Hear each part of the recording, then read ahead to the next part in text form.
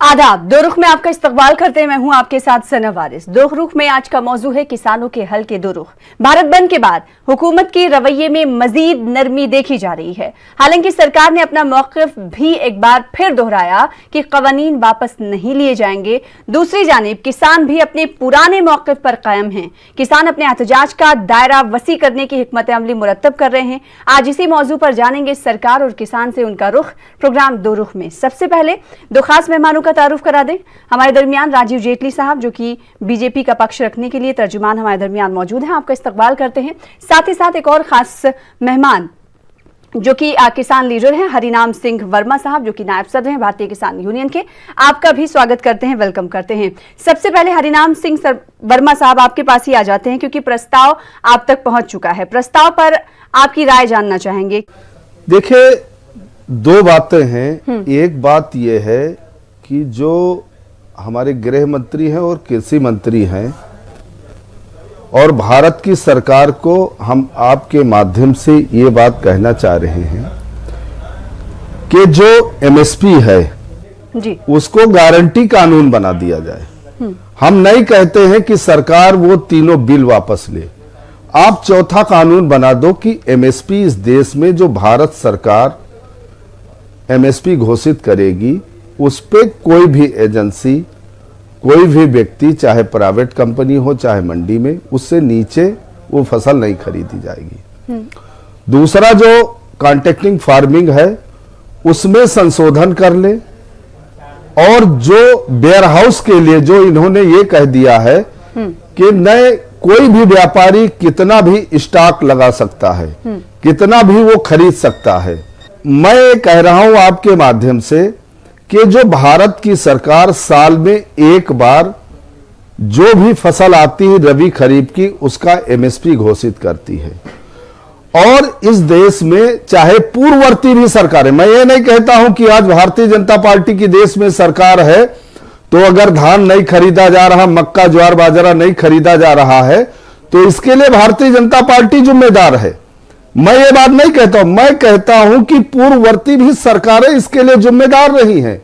शायद पूर्ववर्ती सरकारों ने इसमें कुछ सुधार किया होता तो आज ये देश का किसान जो इतनी ठंड में सड़क पे बैठा है, हमारे दसियों आदमी जो है स्वर्गवास हो गया, एक्सपायर हो गए, सरकार उस पर भी कुछ नई बात कर रही है।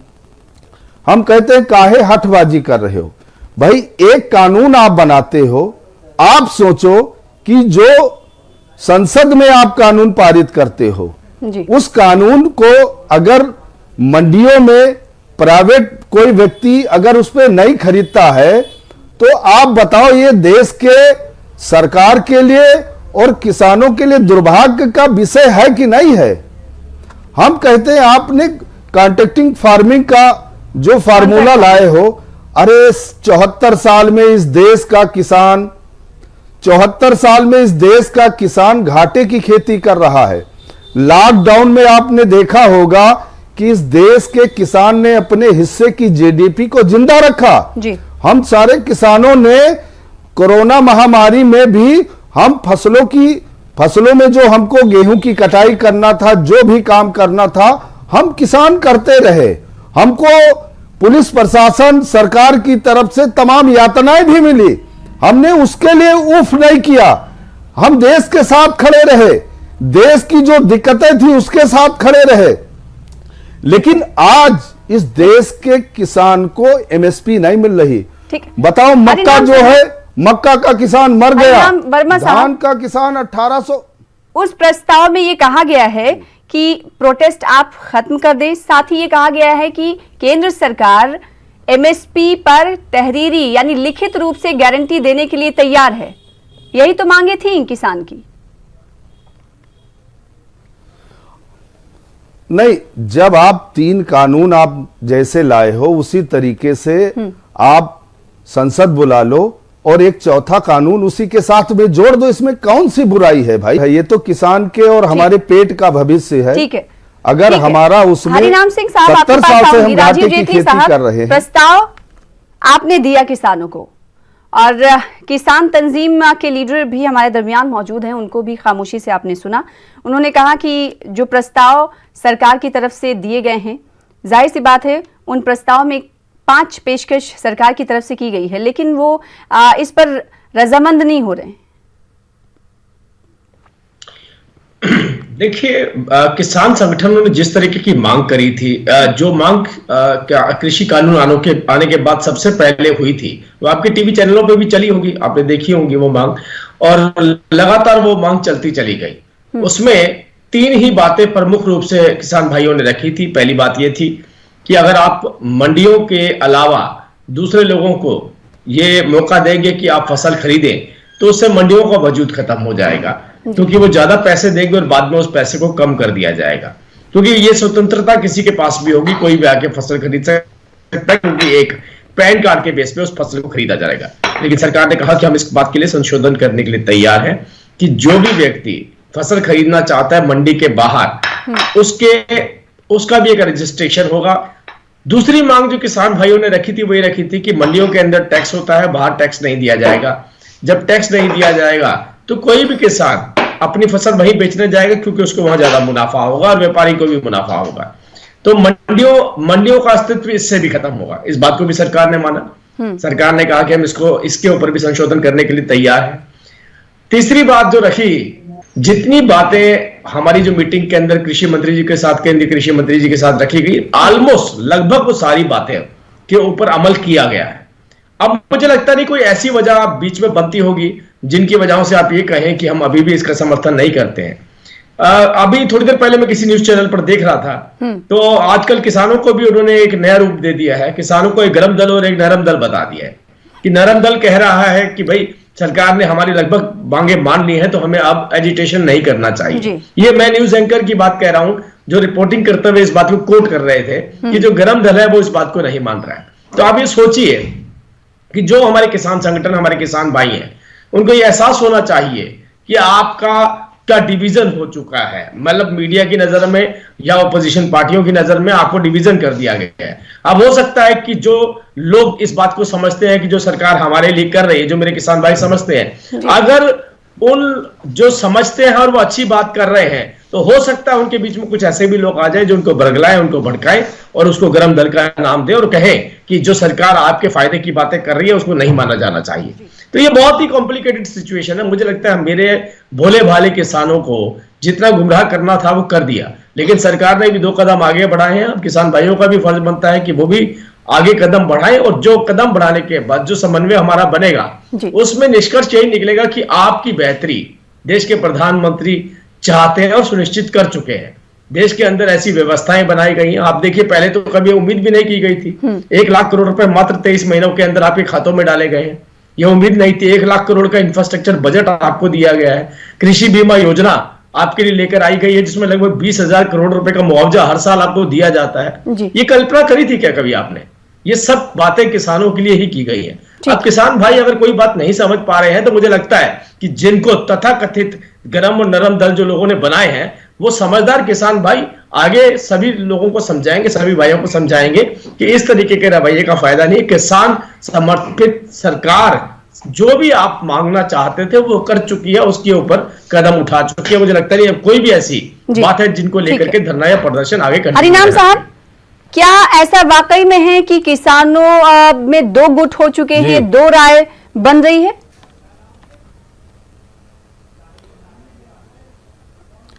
देखो, मैं तो जो हमारे साथी भारतीय जनता पार्टी के प्रवक्ता हैं उनको आपके माध्यम से ये कहना चाह रहा हूं कि कोई आपको कोई कुछ कह रहा है, आप नरम दल गरम दल की बात ना करो। आप, ये देश का किसान सड़कों पे है।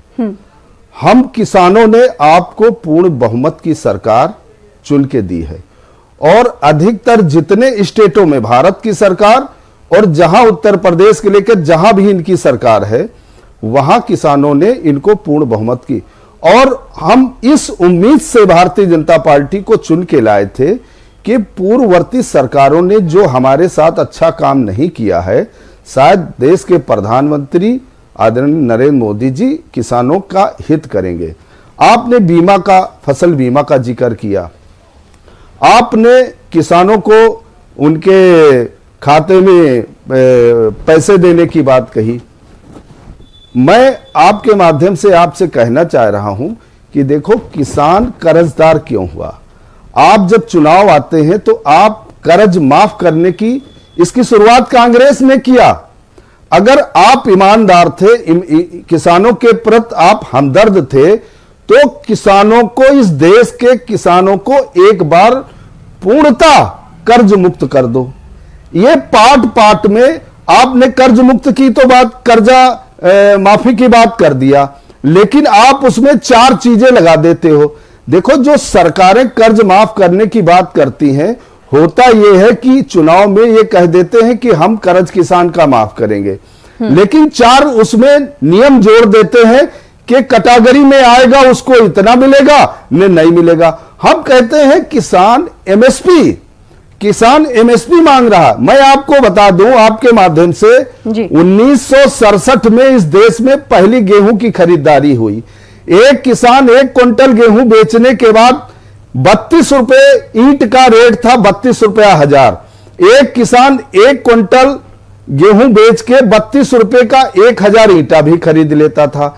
11 रुपए का कैल्शियम का बोरा था, वो भी खरीद लेता था। तब 1 क्विंटल का आता था, 45 किलो का हो गया है। हम कहना चाह रहे हैं कि एक किसान 3 क्विंटल गेहूं बेचने के बाद 220 रुपया तोला सोना था 1967 में। आज सोने का रेट कितना हो गया? कितने क्विंटल एक किसान, कितने क्विंटल गेहूं बेचने के बाद 1 तोला सोना खरीद पाएगा? और सोना वो भी जो 12 ग्राम का था, अब 10 ग्राम का रह गया। ये देखो बेसिक सवाल है। और ये जो भारतीय जनता पार्टी के प्रवक्ता वो सारो आरोप लगा रही है कि नहीं, ये आंदोलन किसी के कहने पे हुआ है। देखो, हम आपको बता दें, गाजियाबाद में कांग्रेस पार्टी के एक नेता आए और हमारे दल की टोपी किसान यूनियन की लगाए थे। हमने उस कार्यकर्ता से पूछा कि भाई आप अपना परिचय पत्र दो।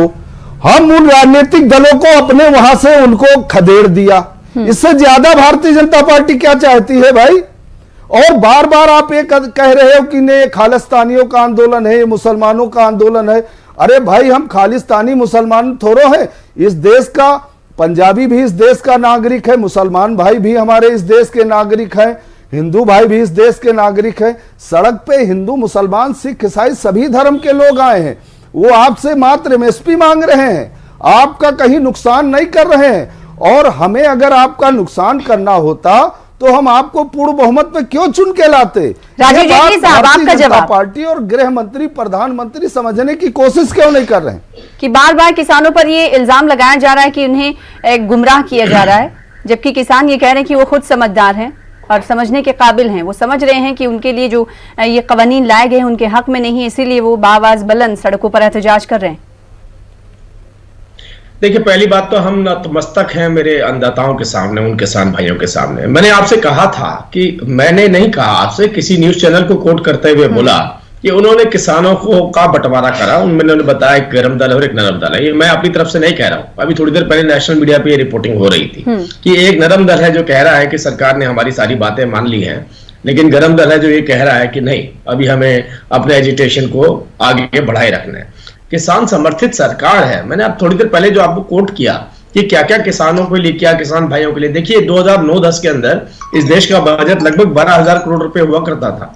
12,000 करोड़ से बढ़ाकर 1,34,000 करोड़ रुपए हम लेकर के आए हैं। लगाइए कि जो सरकार इतनी कमिटेड है, 14 लाख करोड़ रुपए हम अर्बन डेवलपमेंट, रूरल डेवलपमेंट को मिला करके इस देश के अंदर हम लगाते हैं एग्रीकल्चर के ऊपर, साथ में रूरल डेवलपमेंट। रूरल डेवलपमेंट का मतलब यह है कि आपने मंडी बना दी लेकिन सड़कें नहीं बनाई तो उन मंडियों का फायदा नहीं। आपने सड़कें बना दी, वहां फाइबर ऑप्टिक नहीं तो उसका फायदा नहीं। तो बहुत बड़ा एक इंफ्रास्ट्रक्चर तैयार करना, उसके लिए सरकार कमिटेड है।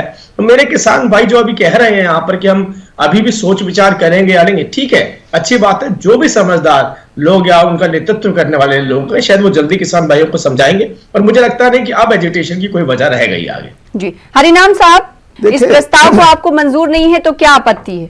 नहीं, देखो ऐसा है, सरकार का जो अच्छा प्रस्ताव आएगा उसका हम स्वागत करेंगे, ठीक है, लेकिन उसको देखेंगे, पढ़ेंगे। हम ये कह रहे हैं कि जो भारतीय जनता पार्टी थोड़ा समझने का प्रयास करे। आप देख लो, 3-3.5 साल बीत गए हैं, उत्तर प्रदेश में 5 आने गन्ने का रेट नहीं बढ़ा। घोषणा पत्र में इन्होंने कहा था कि जो गन्ना किसान गन्ना देगा उसका 14 दिन में भुगतान करेंगे। आज भी हमारा बकाया है। हम ये कह रहे हैं कि जो बात आपने घोषणा पत्र में, अपने संकल्प पत्र में कही थी, आप उन तमाम चीजों को देखो। हो सकता है कि आप पूर्ण बहुमत की सरकार हमने आपको चुन के दी है, तो आपको लग रहा होगा कि किसान ने तो पूर्ण बहुमत में हमको बिठा दिया है, अब जो हमको मर्जी आएगी हम करेंगे। ऐसे नहीं होता है। आप किसान का विश्वास को, आपको उस पर खरा उतरना पड़ेगा। आप 2022 में आमदनी दूनी करने की बात करते हो। पूरे उत्तर प्रदेश में मैं कह रहा हूं कि आज भी 1,000-1,200 रुपया क्विंटल के ऊपर किसान का धान नहीं खरीदा जा रहा है। और उत्तर प्रदेश के मुख्यमंत्री जी ने कहा कि जिस जिले में गड़बड़ी होगी वहां का जिला अधिकारी जिम्मेदार होगा।